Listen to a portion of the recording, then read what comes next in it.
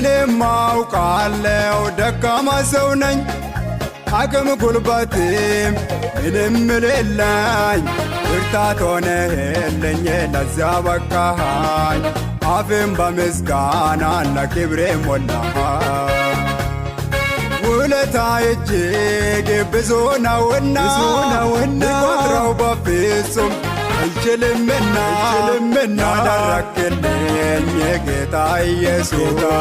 ለእኔ ልዩ ነው ስምህን ላውድ